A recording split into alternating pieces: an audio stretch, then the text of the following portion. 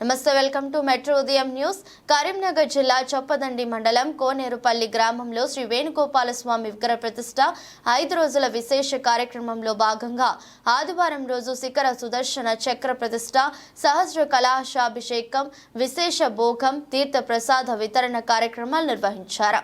అనంతరం దేవాలయ కమిటీ అధ్యక్షుడు చెన్న మాధవుని పవన సుత రాజు మాట్లాడుతూ, ఇక్కడ జరగని విధంగా ఈ గ్రామంలో చిన్న గ్రామం అయినప్పటికీ కూడా చాలా బ్రహ్మాండమైనటువంటి శాస్త్రోక్తంగా వైదిక పరంగా కూడా ఎలాంటి సమస్యలు లేకుండా చాలా గొప్పగా నిర్వహించినారు. భజన అనుకోండి, తర్వాత ఉత్సవాలు అనుకోండి. ఆ రోజుల్లో ఇప్పుడు గోపాల కాలువని నా చిన్నప్పుడు నేను చూస్తున్నాను, 7 రోజులు ఉత్సవాలు జరుగుతుండే, రోజు ఒక కార్యక్రమం ఉంటుండే. ఆ యొక్క జగన్నాథ రథయాత్ర ఎప్పుడైతే జరుగుతుండేనో పూరిలో, అప్పుడే మా ఊరిలో కూడా ఈ ఉత్సవాలు జరుగుతుండే. చాలా బ్రహ్మాండమైనటువంటి మా తాతగారు కూడా చెన్నమోహన్ సింగమరాజు ఎన్నో పద్యాలు, ఎన్నో కవితలు, ఎన్నో ఈ శతకాలు ఈ యొక్క మన దేవుని మీద రాశారు. కానీ అవి ముద్రణకు నోచుకోలేదు ఆ రోజులలో. అప్పుడు జగిత్యాలో ఉన్నటువంటి వేణయ్య గారు కూడా మా తాత రాసిన పుస్తకాలు చదివి మరీ నన్ను పిలిచి ఆ పుస్తకాలు కావాలని అడిగినప్పుడు నేను ఎంత తిరిగినా కూడా అవి లభ్యం కాలేదు. కానీ చాలా బ్రహ్మాండమైనటువంటి శతకాలు రాశారు. అదేవిధంగా ఈ గ్రామము ఆ రోజులలో ఇది మధ్యలో ఉంటుండే. అప్పుడు ఇన్ని బస్సు సౌకర్యాలు లేవు. మంతిని, మహదేపూరు, కాటారం ఏరియా నుంచి వేములవాడకు పోతుండేటువంటి భక్తులు పాపం నడుచుకుంటూ ఎడ్ల కచ్చరాల్లో ఈ మా ఊరి మీదకి వెళ్ళిపోతుండే. అప్పుడు వాళ్ళు రాత్రి ఇక్కడ ఆగడానికి మా తాత ఇదే దేవాలయ ప్రాంగణంలో ఒక ధర్మశాల వాళ్ళు ఆగడానికి నిర్మించాడు. వాళ్ళు ఇక్కడ ఆల్రెడీ ఇక్కడ వంట చేసుకొని తిని మళ్ళీ మబ్బులు ఉదయం లేచి మళ్ళీ ఒక వేములవాడ కొండగట్టు దర్శనానికి అంత సుదూర ప్రాంతం నుంచి వచ్చిన భక్తులు ఓదురు. అయితే ఆ విధంగా ఆ రోజులు ఇప్పుడు అన్ని రోడ్లు అయిపోయాయి. మా ఊరు మూలబడి ఇక్కడ మారుమూలకు అయిపోయింది.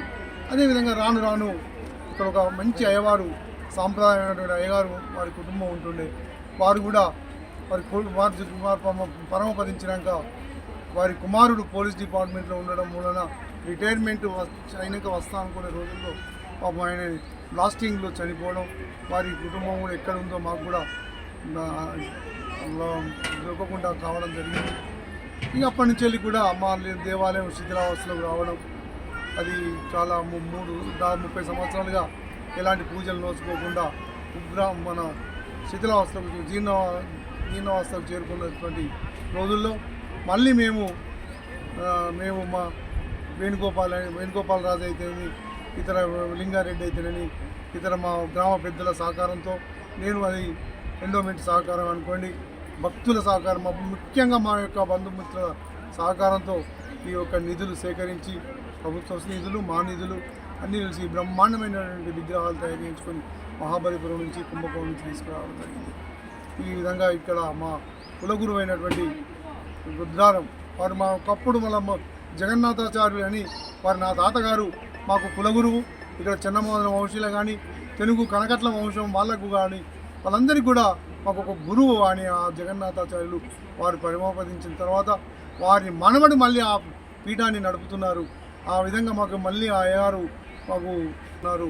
వారే కాక చుట్టుపక్కల గ్రామస్తులు అందరి బంధువులు ఈరోజు మా ఊరిలో కలకలలాడుతుంది.